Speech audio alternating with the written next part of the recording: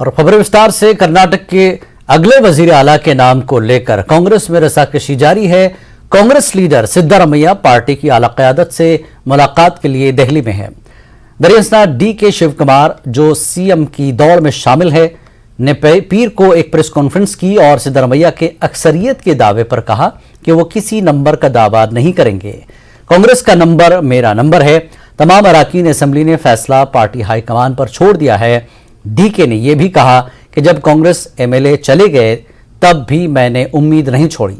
मैंने लड़ाई लड़ी और कांग्रेस को इस मकाम तक पहुंचाया।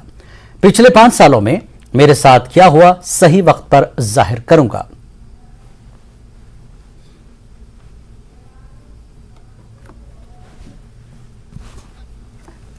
I just want to communicate to all my media friends. Since today is my birthday, a lot of people have come to wish me. I have to go to my deity with my family. After going that, I leave to Delhi. I don't know what time I will be leaving to Delhi. Whichever the flight is available, I will take it and go. One thing I would like to tell, we have passed a single line resolution leaving to the High Command. We have, under my leadership, 135 MLAs. All of them with one voice have said that the matter will be left to the High Command. I don't have any single number.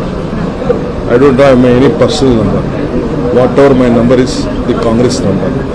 I had assured Srimati Sonia Gandhi when she appointed me in the mid-time also. I assured Rahul Gandhi. I assured Mr. Mallikarjun Kharge ji that my aim is only to deliver Karnataka to the Congress party. Even when she appointed me, even at the our conclave which was being held at Rajasthan, we assured her that in the Raipur also that we all will work unitedly and deliver Congress party to the Delhi, Karnataka government to Delhi. That is what we assured. So I am sure we will keep up our promise, lest the High Command will take its course. Congress leader Sachin Pilot ने राजस्थान में जंग संघर्ष यात्रा निकाली। पीर को यात्रा का 5वां और आखिरी दिन था। इस दौरान उन्होंने कहा कि मेरे सख्त तरीन मुखालिफ भी मेरे काम करने के अंदाज और मेरी वफादारी पर उंगली नहीं उठा सकते। मैं कोई भी ओहदा रखता हूं या नहीं, मैं अपनी आखिरी सांस तक राजस्थान के लोगों की खिदमत करता रहूंगा। मैं डरने वाला नहीं हूं।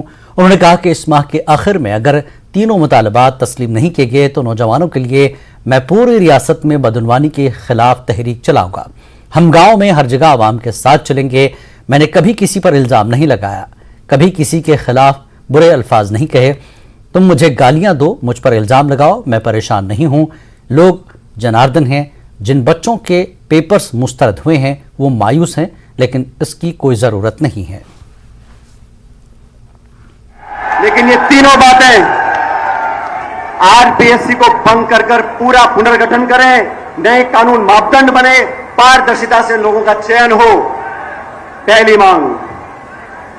दूसरी मांग, जिन लाखों बच्चों ने पेपर लीक से उनका आर्थिक नुकसान हुआ है, उनको उचित आर्थिक मुआवजा प्रत्येक बच्चे को मिलना चाहिए। और तीसरी मांग, वसुंधरा जी के खिलाफ जो हमने आपने बिल के आरोप लगाए थे, उसकी उच्च स्तरीय जांच करनी पड़ेगी। तो मैं आप लोगों को बताना चाहता हूं, अभी मैंने गांधीवादी तरीके से अनशन किया है, जनसंघर्ष यात्रा करी है। महीने के आखिर तक अगर कार्रवाई नहीं होती तो पूरे प्रदेश में मैं आंदोलन करूंगा आप लोगों के साथ।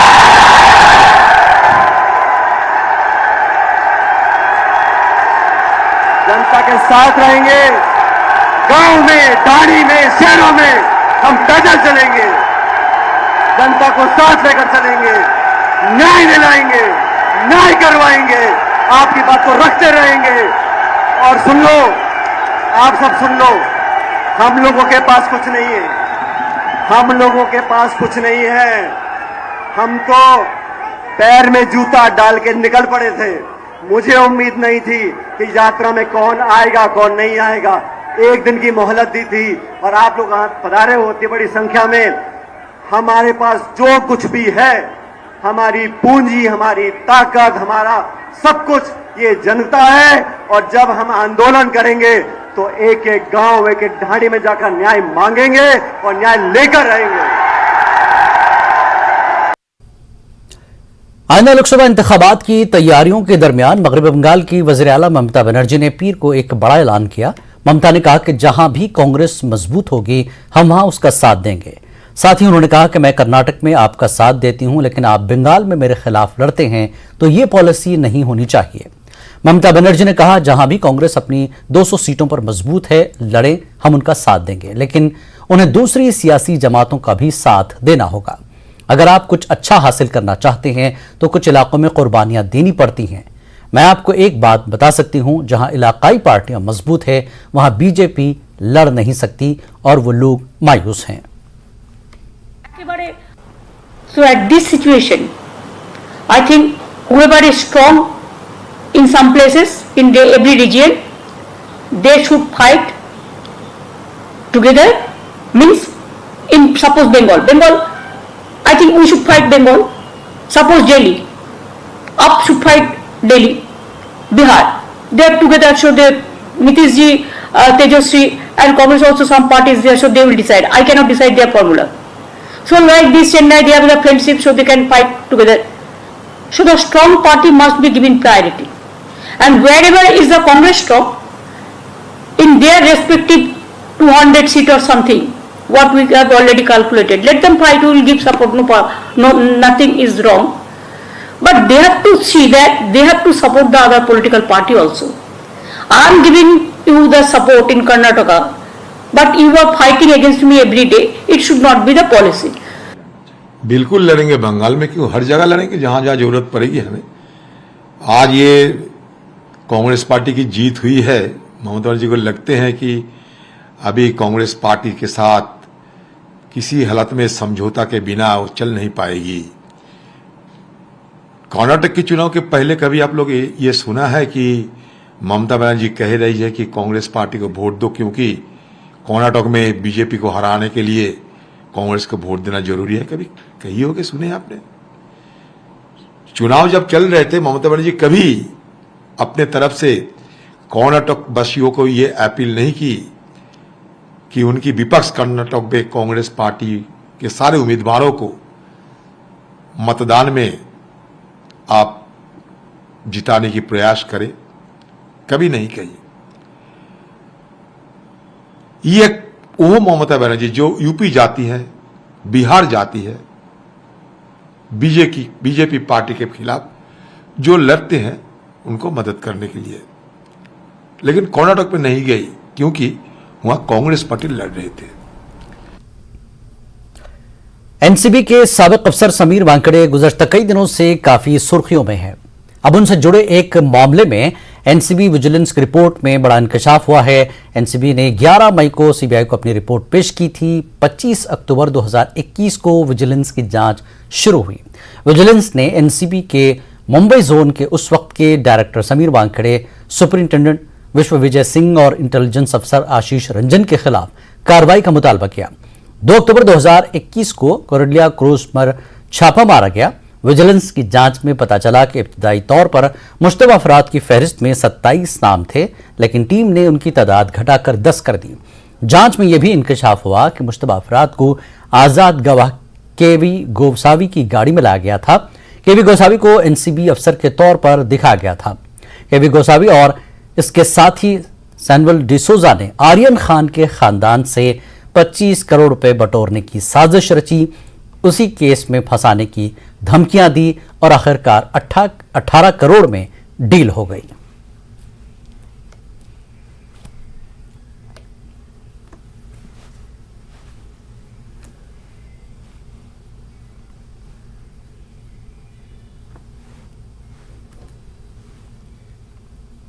वक्त एक ब्रेक का, ब्रेक के बाद फिर लौटेंगे।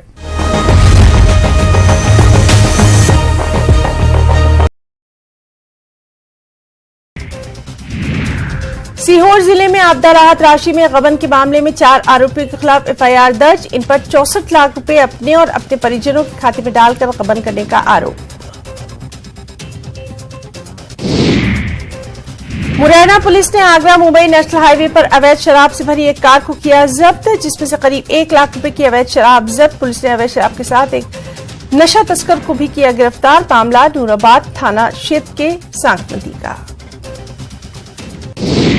भोपाल सांसद साध्वी प्रज्ञा ने द केरला स्टोरी देखने के बाद कहा, आतंकी हमले और लव जिहाद के पीछे कौन लोग हैं। अगर जांच की जाएगी तो पता चलेगा कि इसके पीछे कांग्रेस के बड़े पद पर बैठे नेता ही निकलेंगे। द केरला स्टोरी में सच को दिखाया गया है। खरगोन में सूरज के तीखे तेवर के चलते अघोषित कर्फ्यू जैसा माहौल। लगातार दूसरे दिन तापमान 46 डिग्री के पास होने की वजह से खरगोन तप गया। गर्म तेज हवा से आम जनजीवन प्रभावित।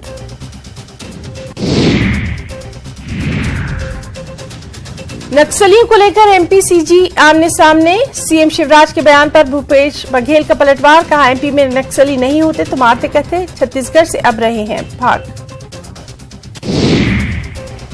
शराबबंदी को लेकर सीएम भूपेश बघेल का बड़ा बयान। कहा, शराबबंदी नहीं, नशा मुक्ति का होना चाहिए। देश प्रदेश में एक बार फिर आपका इस्तकबाल है। लेफ्टिनेंट गवर्नर जम्मू कश्मीर मनोज सिन्हा ने डोरू अनंतनाग का दौरा किया। मनोज सिन्हा ने किसान राब्ता मुहिम में किसानों और पीआरआई से खिताब किया। एलजी ने किसानों की आगाही के लिए मुख्तलिफ महकमों की जानिब से लगाए गए मुख्तलिफ स्टॉल्स का मुआयना किया। उन्होंने कहा कि महज कुछ लोगों ने जम्मू कश्मीर को तबाह करने के लिए इंतजामिया को हाईजैक किया था, लेकिन अब वो वक्त गुजर चुका है। मौजूदा यूटी इंतजामिया हर शहरी की खिदमत करने और उनके मसाइल हल करने के लिए पुरअज़्म है। इंतजामिया बगैर किसी इम्तियाज के 1.30 करोड़ लोगों की खिदमत के लिए मौजूद है। उन्होंने कहा कि कुछ लोग जम्मू कश्मीर में अमन और तरक्की को हजम नहीं कर सकते। उन्होंने कहा कि किसानों की तरक्की के लिए नए रास्ते फराहम किए जाएंगे। अब किसान का बेटा भी किसान बनना पसंद करेगा।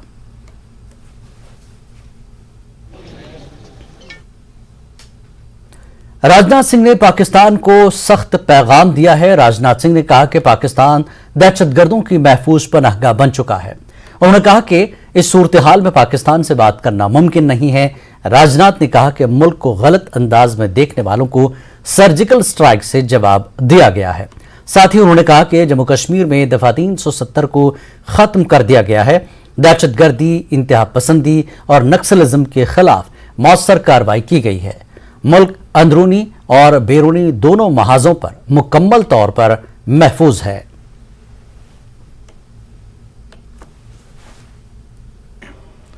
बुज़दिल लोग भारत में नहीं रहते हैं। आतंकवाद के सहारे भी एक हमारा पड़ोसी देश भारत को बराबर कमजोर करने की कोशिश कर रहा है, तोड़ने की कोशिश कर रहा है, लेकिन उसकी कोशिश कभी भी कामयाब नहीं हो पाएगी। बहनों भाइयों, इतना भरोसा रखना, क्योंकि हम लोगों ने करके दिखा दिया है।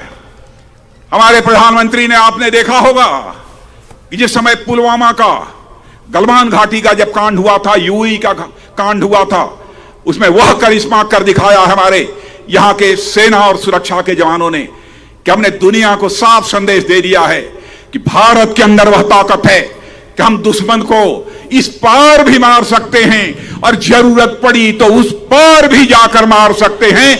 यह भारत के अंदर ताकत है। इस बार हुकूमत हिंद हाजियों की मदद और सहूलियात के लिए 463 तिब्बी, पैरामेडिकल और इंतजामी अमला सऊदी अरब भेज रही है। इन लोगों में जम्मू कश्मीर के मेडिकल डॉक्टर और दीगर अमला भी सऊदी अरब जा रहा है।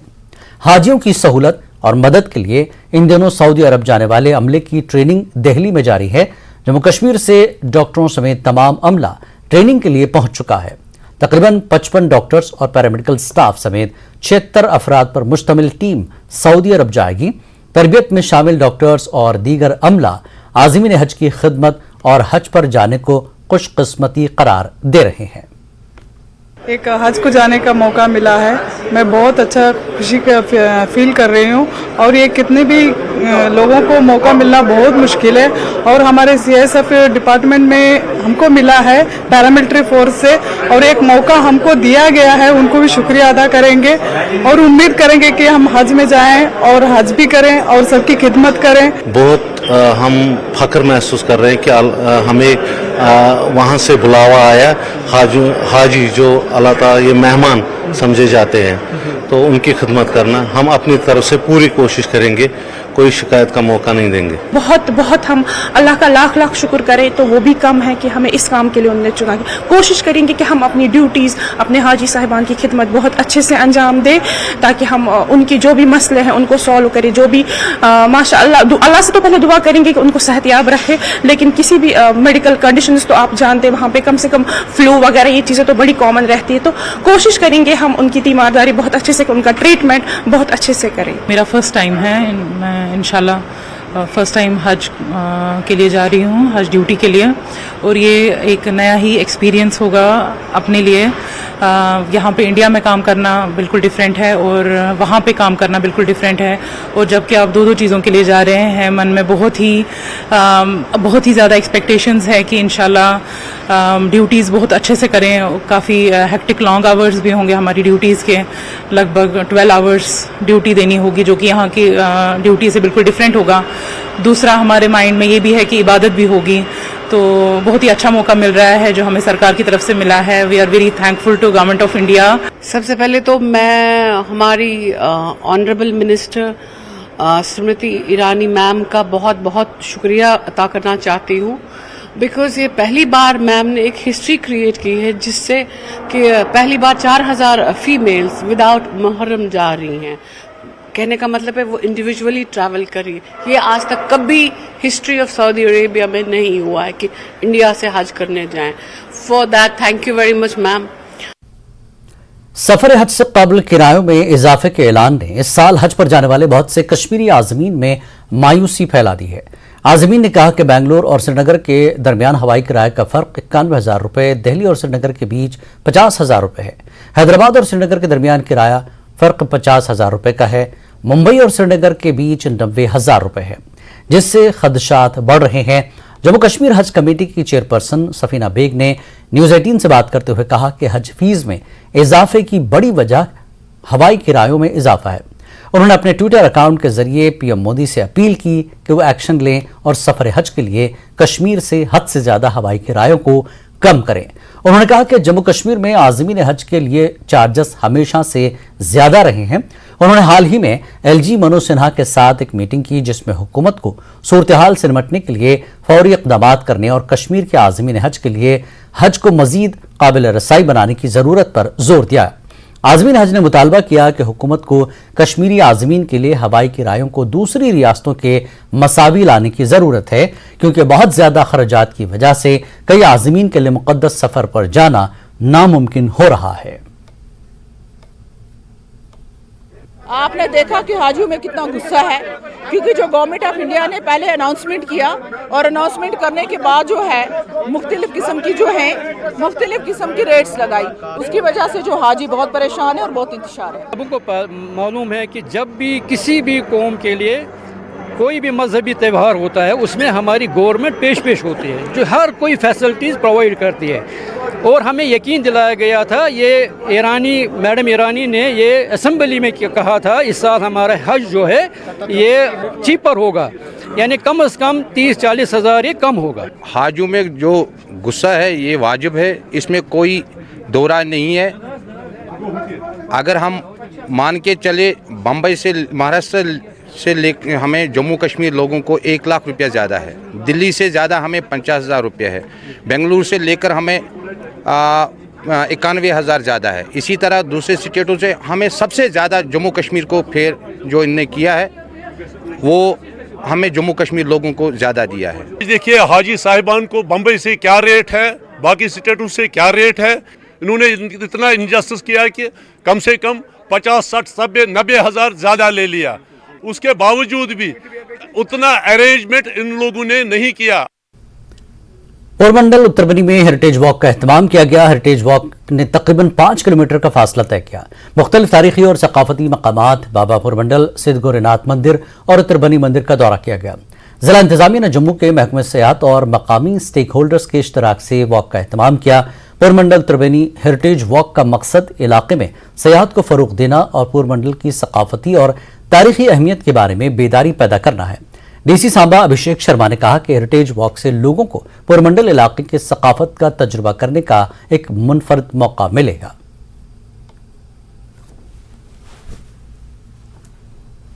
यही है इस हेरिटेज वॉक के थ्रू कि जितनी भी हमारी यंगर जनरेशन है उसको एक अवेयरनेस क्रिएट हो regarding the heritage of the place, और इसके साथ साथ ही टूरिज्म भी प्रमोट हो जाए इन एरियाज़ में, जिससे कि यहाँ का लाइवलीहुड जो है पुरमंडल और उत्तर बैनी के लोगों का, वो लाइवलीहुड भी जनरेशन हो थ्रू टूरिज्म। और साथ में जैसे कि G20 अभी चल रहा है और उसमें Y20 करके कॉन्सेप्ट है कि यूथ को इन्वॉल्व करना है अलग अलग एक्टिविटीज़ में। तो this is basically a message for all the youths. Y20 जो है उस थीम को लेते हुए और यूथ को एक जागृति देने के लिए JNK tourism department, district administration Samba और जम्मू हेरिटेज वॉक, हम सब ने मिलके एक कोशिश की है कि यूथ ज़्यादा से ज़्यादा जो है वो इन्वॉल्व हो सके और वो ब्रांड एम्बेसडर्स बन सके। हमारी जो रिच कल्चरल हेरिटेज है उसको अपने नेशनल और इंटरनेशनल टूरिज्म मैप पे लाने के लिए, और उसके साथ साथ ज़रूरत है यहाँ की जो बिल्डिंग्स हैं, यहाँ का जो वर्क हुए हैं उन सबको, और धरोहरें और विरासतें जो हैं उन सबको रिस्टोर करने की।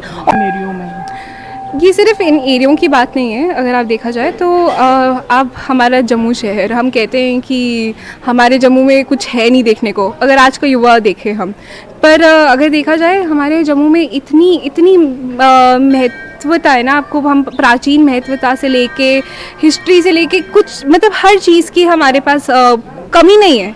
बट ये कि अब ऐसा समय आ चुका है हमारे जम्मू में कि अगर आज हमने उसे बचाया नहीं, आज हमने अपनी हिस्ट्री को बचाया नहीं, आज हमने अपने स्ट्रक्चर्स को बचाया नहीं, आज अपने कल्चर को नहीं बचाया, तो वो ख़त्म हो जाएगा। था और साथ में काफ़ी जो राजाएं थे, जैसे अपने रंजीत सिंह जी हो गए, गुलाब सिंह जी, वहाँ पे इन्होंने जो कंट्रीब्यूशन की है मंदिर के लिए, किस तरीके से कंट्रीब्यूट किया है, सब कुछ बताया गया है। जो पेंटिंग्स हैं यहाँ पे ज़्यादातर बिल्डिंग्स पे बनाई गई हैं, जो चूना होता है वाइट, उससे उन पे अपने नेचुरल कलर्स से उन्होंने पेंटिंग्स की हैं, जो बताया है पूरा कल्चर कैसा था।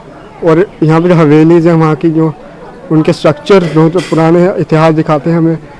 आज हमें यहाँ पे आने का मौका मिला, इसकी वजह से जो हमें जम्मू का इतिहास पता लगा है कि कैसा जम्मू का इतिहास था। Jammu Kashmir academy of art, culture and languages ने आज यहां टैगोर हॉल श्रीनगर में एक G20 तकरीबात के सिलसिले में एक सकाफती प्रोग्राम का इनकाद किया। सेक्रेटरी सयाहत व सकाफत सैयद आबिद रशीद ने मेहमान खुसूस की हैसियत से शिरकत की, जबकि एकेडमी के secretary Bharat Singh, additional secretary Sanjeev Rana और डिविजनल ऑफिस के इंचार्ज फारूक अनवर मिर्जा भी मौजूद थे।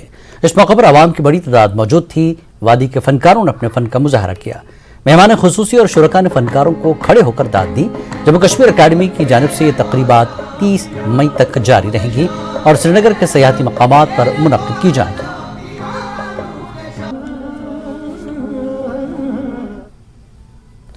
पाकिस्तान की कौमी असम्बली ने chief justice of Pakistan justice Umar Ata Bandial के खिलाफ रेफरेंस दायर करने के लिए कमेटी बनाने की करारदाद मंजूर कर ली है। यह करारदाद पाकिस्तान डेमोक्रेटिक पार्टी और जमीयत उलमा इस्लाम फजल के हामियों की तरफ से अदलिया के खिलाफ जारी एहतजाज के दरमियान मंजूर की गई, जिनका इल्जाम है कि अदलिया ने PTI के सरबरा इमरान खान की हिमायत की है। उधर लाहौर हाई कोर्ट ने अलकादर ट्रस्ट केस में साबिक वज़ीर आज़म इमरान खान की अहलिया बुशरा बीबी की 23 मई तक हिफाजती जमानत भी मंजूर कर ली है।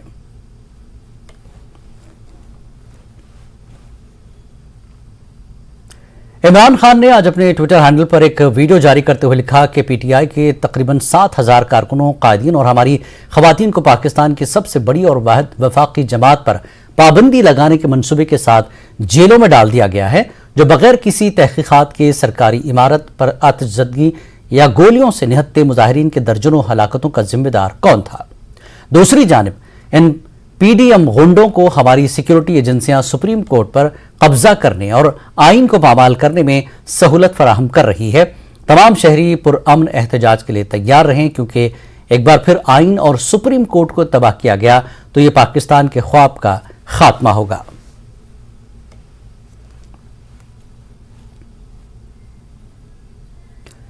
तुर्की के सदर रजब तैयब एर्दोगान ने कहा कि जब कौमी इंतखाबात में वोटों की गिनती का अमल मुकम्मल होने वाला है, वो अब भी ये कांटेदार मुकाबला जीत सकते हैं। ताहम वो 50% वोट न मिलने की सूरत में कौम के फैसले का एहतराम करेंगे और दूसरे मरहले के लिए मैदान में उतरने को तैयार होंगे।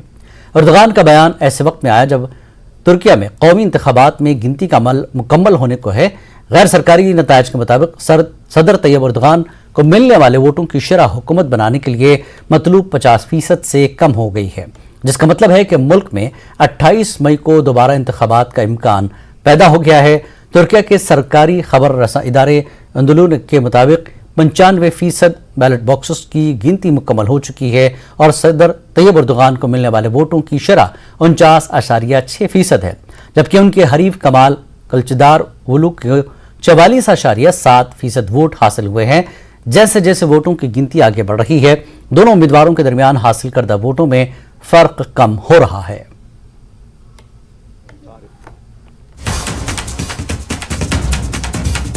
इस वक्त की अहम खबर आपको बता दें, फौजी तनसीबात को नुकसान पहुंचाने के मामले में पाकिस्तानी फौज की पीटीआई को सख्त वार्निंग। जी हां, फौजी तनसीबात को नुकसान पहुंचाने के मामले में पाकिस्तानी फौज की पीटीआई को सख्त वार्निंग।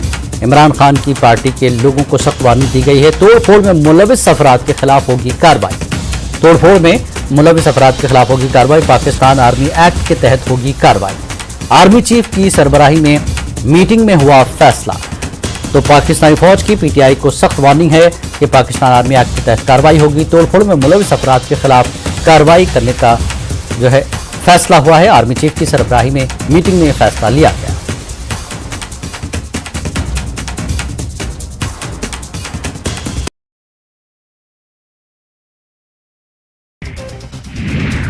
सीहोर जिले में आपदा राहत राशि